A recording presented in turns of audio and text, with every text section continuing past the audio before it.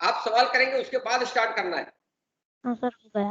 तो सर मेरा क्वेश्चन ये था सर कि अगर हम बिंदी के बारे में देखें तो आपने कल समझाया था कि बिंदी के जो उसके 5वें वर्ण के अनुसार उसका उच्चारण होता है। तो सर 5वें वर्ण को ही क्यों चुना गया? क्यों दूसरा वर्ण नहीं, क्यों तीसरा वर्ण नहीं, 5वें वर्ण को ही क्यों चुना गया?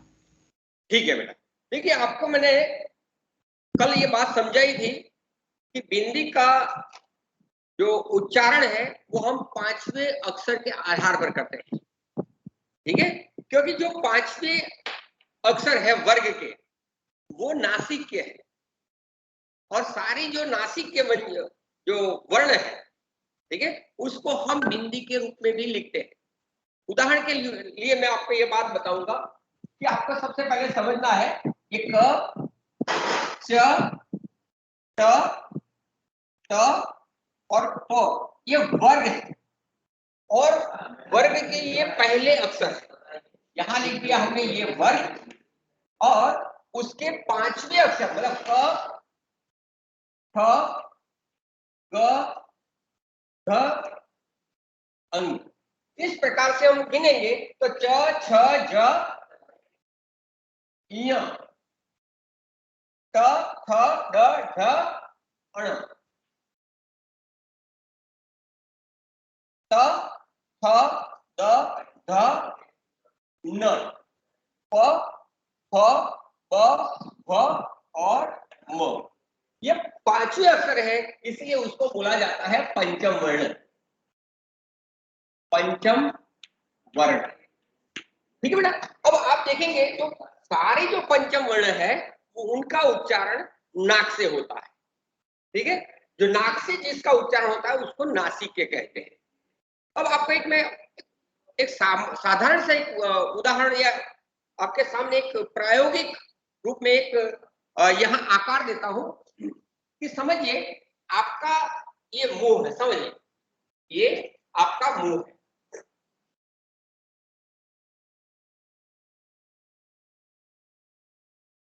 देखिए ये बात समझने का एक आसान तरीका है कि ये नाक है, ये मुंह है, ये 2 आंखें, ठीक है, बात समझ में आती है बेटा? ठीक है, अब आपको ये देखना है कि जब आप बोलते हैं तो कहां से बोला जाता है? यहां कंठ से लेकर नाक, कंठ से लेकर मुंह, जिसको हम बोलते हैं उच्चारण अवयव। ठीक है, कोई ये नहीं, आप देखेंगे कंठ से, मूर्धा से, तालु से, दंत से, होष्ठ से और नाक से। ठीक है, आप देखेंगे जब आप बोलते हैं तो आपकी जीवा बिल्कुल कंठ में, जैसे क कंठ से बोला जाएगा, च मूर्धा से, त तालु से, त दांत से, प होठ से ये बोला जाता है। अब ये जो अंग य न न म है वो नाक से ही बोला जाएगा, ये सब नासिक के हैं। अब आप ये देखेंगे भाई ये जो लिखने में पंचम वर्ण है वो हम बिंदी के रूप में भी लिखते हैं। किसके रूप में लिखते हैं? बिंदी के रूप में। पर अब आप ये कैसे पता चलेगा कि भाई ये बिंदी है वो अंग के लिए है, ये बिंदी य के लिए है, ये अण के लिए है, ये न के लिए है, ये म के लिए है, वो हमें कैसे पता चलेगा? तो इसके लिए नियम है बेटा, ठीक है, कि ये जो हाँ जी, हाँ हाँ सर, उसके बाद वाला जो शब्द जो 5वें से जहां से होता है ना, वहां का मतलब कि उस लाइन का आखिरी शब्द की होती है। स्पष्ट नहीं होता है बेटा, ऐसे स्पष्ट नहीं होता है। आपको मैं एक बात बताऊं, उदाहरण के द्वारा ये बात को हम स्पष्ट करेंगे। ठीक है, कि जिसमें बिंदी लगी हो, ठीक है, और उसका उच्चारण कैसा है, ठीक है, हम लिखेंगे, पर जहां बिंदी है तो उस बिंदी का उच्चारण हम किस प्रकार से करेंगे? तो हमें इसके लिए व्याकरण में नियम है। क्या है? अनुस्वार के बाद आने वाले वर्ण के वर्ग के 5वें अक्षर के आधार पर अनुस्वार का उच्चारण होता है। उदाहरण के लिए हम ये बात उदाहरण के द्वारा समझते हैं कि सबसे पहले हम लिखते हैं, पहले हम क वर्ग की ही बात करते हैं, जैसे गंगा, देखिए अब गंगा को, ये बिंदी है, वो बिंदी को हम अण का उच्चार करेंगे गणंगा। ट वर्ग की बात करें, अगर न ले गंगा, म का उच्चारण करेंगे तो गंगा, गलत हो जाएगा। तो उसका उच्चारण कैसे करना है, क्योंकि अनुस्वार के बाद कौन सा अक्षर है, तो भाई ग, तो ग किस वर्ग में आता है, क वर्ग में। क वर्ग का पांचवा अक्षर कौन सा है, अंग, तो उसका उच्चारण अंग ही होगा। जिस प्रकार से यहाँ गंगा, गंगा, ठीक है। उसके बाद हम च वर्ग को लेते हैं। हाँ जी बोलिए बेटा।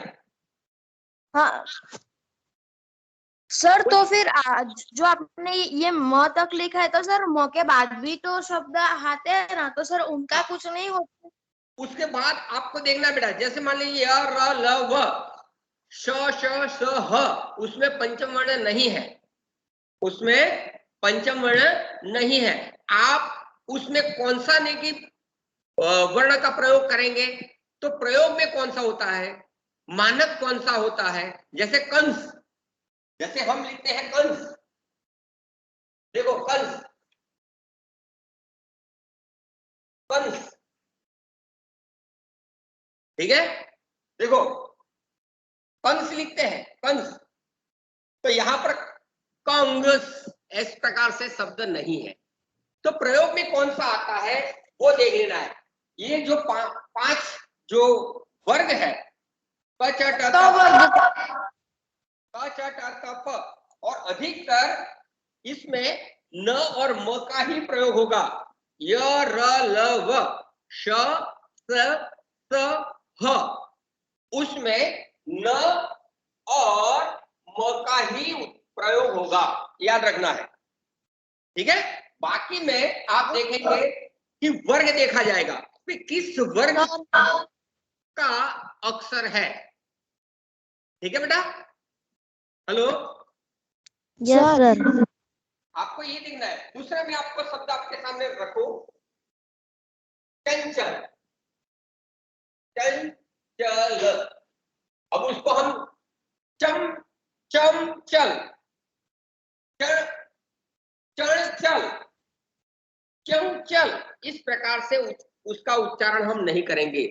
जब आपको वर्ण के आधार पर लिखने के लिए कहा जाए तो आप देखेंगे अनुस्वार के बाद कौन सा अक्षर है, भाई च है, तो च किस वर्ग में आता है, तो भाई च वर्ग में आता है। उसका पांचवा अक्षर कौन सा है, तो य, तो उसको हम इस प्रकार से ही लिखेंगे च ल, चंचल, ठीक है। इस प्रकार से ही हम लिखेंगे और उसका उच्चारण भी करेंगे। उसके बाद आता है ट वर्ग। ट वर्ग का हम लेते हैं ठंडा, तो हम उसको ट वर्ग में आएगा। अनुस्वार के बाद क्या अक्षर है, ड, तो ड किस वर्ग में आता है, ट वर्ग में। तो ट का पांचवा अक्षर कौन सा है, ण, तो हम ठंडा, देखो ठंडा। उसके बाद आता है ट वर्ग, पंच,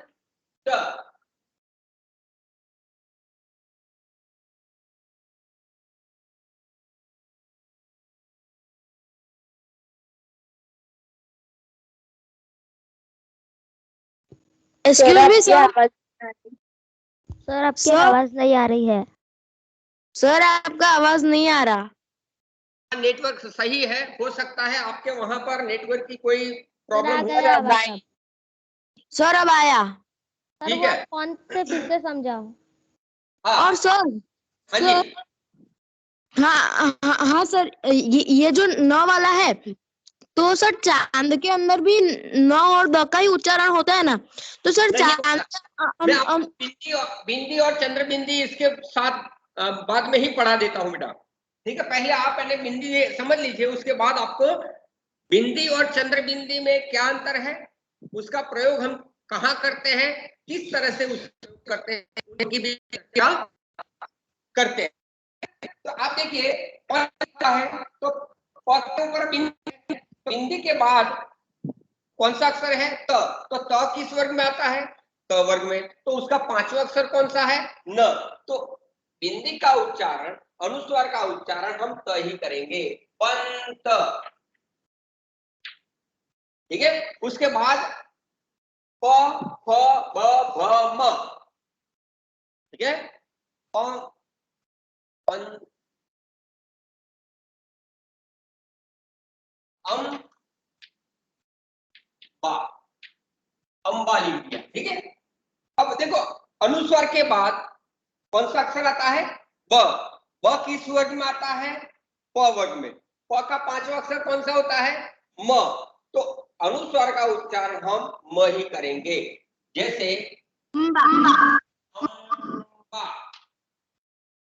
बात समझ आई बेटा।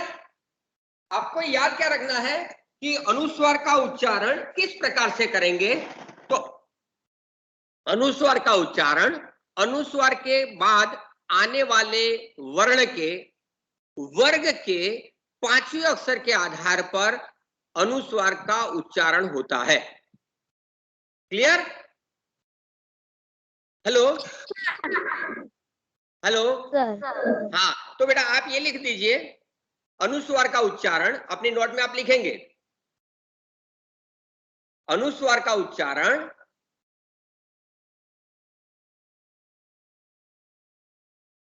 अनुस्वार के बाद आने वाले वर्ण के वर्ग के पांचवें अक्षर के आधार पर किया जाता है।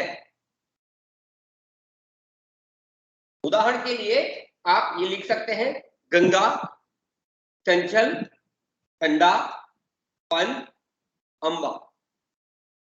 तो वहां पर लिखकर भी बताया है किस प्रकार से हम उसको उच्चारण के आधार पर लिखते हैं, क्योंकि आपको जब वर्ण विच्छेद पूछा जाएगा, वर्ण विच्छेद पर आधारित जो प्रश्न पूछा जाएगा कि वर्ण विच्छेद कीजिए, तो आप इस प्रकार से ही उसका वर्ण विच्छेद करना है। क्लियर है?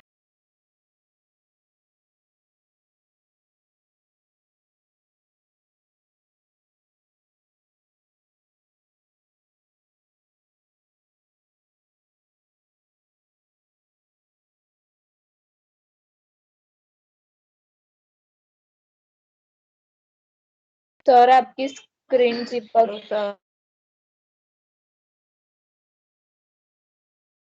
तो सर